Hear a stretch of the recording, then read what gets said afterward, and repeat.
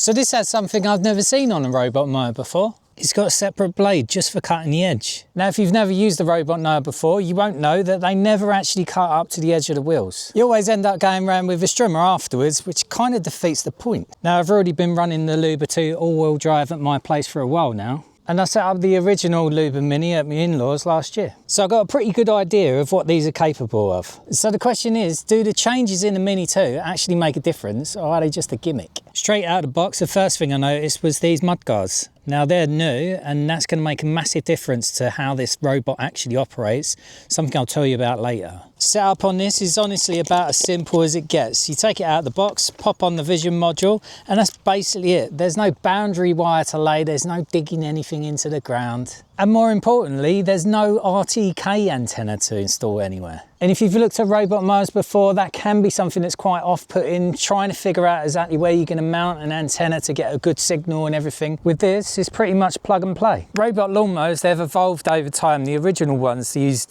perimeter wires that you had to dig in and stuff. The newer ones, they've used RTK antennas, and the positioning on them is really good. But you had to fit an RTK base station somewhere on your property. This gets rid of all of that. It uses a combination of cameras and cloud-based positioning. So instead of needing a physical antenna, it's working out where it is using vision and data. You can run it on the built-in 4G, which is actually free for the first 3 years. Or if you've got decent outdoor Wi-Fi, you can connect to that too. And because it's using cameras as well as positioning, it still works under trees and near buildings, places where normal GPS kind of struggles. And it's exactly why these are important, because without them, the dust flicks up, goes on your camera and it can't see where it's going. So realistically, it's about as easy as things get now. Right, before we get into edge cutting, I want to see how it handles real conditions. This hasn't been cut for a while, so it's not exactly ideal robot mower territory. And this is where LUBA mowers tend to stand out. It's all-wheel drive, so it's not just spinning its wheels or getting stuck. It's actually pulling itself through. You can hear it working a little bit harder here, but it's still cutting through pretty consistently. And it's the kind of thing that cheaper robot mowers no doubt struggle with. Well, this looks loads better. I did do a few passes on it. Lucky enough, you can adjust the height from 65 and then all the way down to 20. So I gradually lowered it on 3 cuts. And you wouldn't have to worry about these long cuttings afterwards, because once you start scheduling for once or twice a week, you won't have none of that. We did actually get rained off yesterday, right at the end of its last cut. It went back to the base station and it stayed there because there was water sitting within the contact points on top. If you wanted to turn that feature off, you could. However, I wouldn't say cutting wet grass is the best idea. In the past, it used to wrap around the blades and stop them from moving. But saying that, this does actually have a new disc design which looks to fix that problem. Now for the bit I'm most interested in. When you use a robot lawnmower, especially the smaller single disc models, you end up with quite a large area that you need to cut with a strimmer. This is supposed to help with that. However, it's worth noting that the side disc is fixed at 50 millimeters, whereas the main disc you can adjust up and down. Now, I don't think it's going to eliminate the need for strimming totally, but I think it will definitely help. Now, there is something else that I've noticed that will make a difference. So we're going to try a little experiment in a moment, and it's going to come with a significant disclaimer.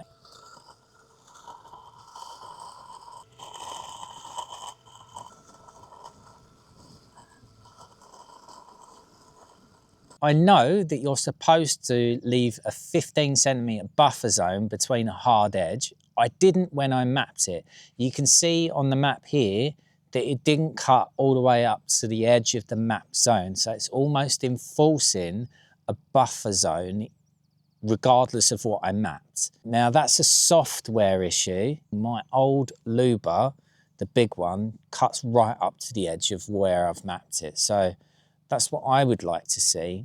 Maybe they'll change that in the future, I don't know. So this is the 25 cut, this is the 50 cut, and this is the bit that it hasn't cut.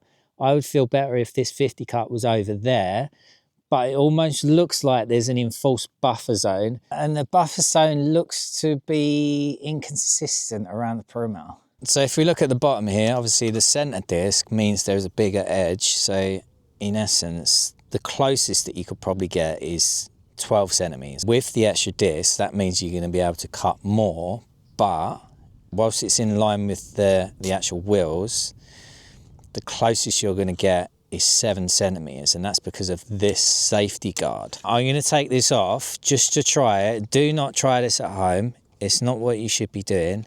The safety guard is there because the handle is there. And if you try and pick it up with this blade going and put your fingers too far, you're going to chop them off. So don't do this at home. So in theory, the closest that you could probably get is 30 mil, but that's just in theory without its current software limitations. Now, I've spoken to Mammotion about this, and they have had to remove a customization option on edge cutting where you decide how close you're going to cut or even overlap the edge. They've removed it due to safety reasons, and they're actually working on a better solution now due to release in the summer.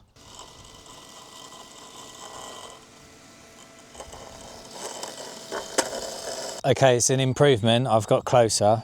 I put this here just in case it could sense a drop that side. That's the reason why it was staying away further. I suppose the problem is the wheels can push down the grass before it even gets to the cutter anyway, so yeah. So does it cut more? Yes, kinda. Can you give your strimmer away now? No. These all-wheel drive lubas are known for dealing with their rough terrain. The previous models that I've had have handled the ruts in the field no problem at all, and this one lives up to that reputation as well. They can also handle slopes of up to 80%, and whilst I don't have along that steep, I do have this steep bank which is just over 70%. I think that's 36 degrees or so, and the luba can handle it like a walk in a park. In terms of obstacles that might get in its way, it uses AI vision to detect anything that might be there. So instead of smashing into things, it slows down and it'll work around it. You could see earlier when it went around the trailer hitch because the sensors were on, because it didn't think that there was enough room. But actually when I turned the sensors off, it could duck straight underneath. The app's quite easy to use. You can set up exactly when you want the long cut on your schedule. You can adjust all of the settings, and you can have up to 20 different mowing zones. Personally, I set my nice long up as a separate one because I like it shorter, and then everywhere else is longer. If it ever runs out of battery, it goes back on charge automatically, and then it will come back out and carry on where it left off. And it's pretty quiet. You can hardly hear the thing.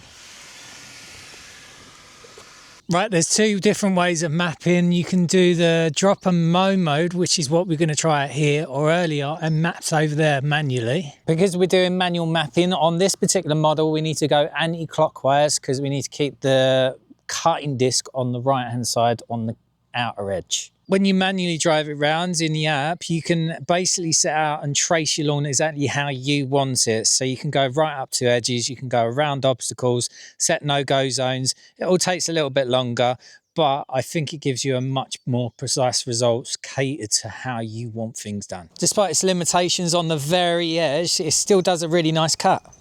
Or if you've got a simple lawn with clean edges and you don't want to set it up manually, then DropMow means you just push this button for a few seconds.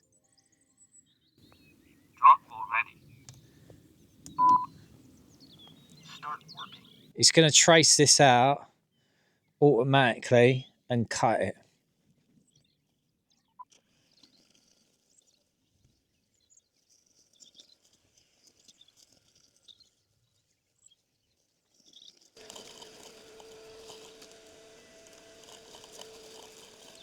I've never used that feature before, and I've just been standing here for 10 minutes, just like with my mouth open. That's actually quite impressive. It done a quick light pirouette, roughly scanned the area, done a rough map, and then adapted it from there when it was started going around. That's really good. It's getting a little bit dark now, it's turning its little light on. So overall, what do I really think? Well, I like the easy setup, and performance-wise, it's solid. The all-wheel drive is really good at long grass, rough grounds. It never really struggles at all. But the edge cutting, it's not as useful as I hoped it would be. And maybe I'm being overly critical, but there's a few reasons for it. The fixed height of 50 mil, the safety guard, and also the software. So even though the hardware is right there, it's not being used to its full potential. That said, if edging isn't your main concern, then this is still a really solid mower. So it really depends what you're buying it for. If you're expecting this to replace edging completely, it's not going to do that. But if you're looking for something that's easy to set up, that can handle rough ground without messing about, then it's a really good option. And if you do decide to get one, or I've helped you decide between this one and a different model, there are links in the description below. If you use that link, I'll get a small commission, which really makes a difference to the channel. That won't cost you any extra, it just makes a real difference my end. And if you do that and you have any questions, you need help setting it up or anything, send me a message and I'll help you out.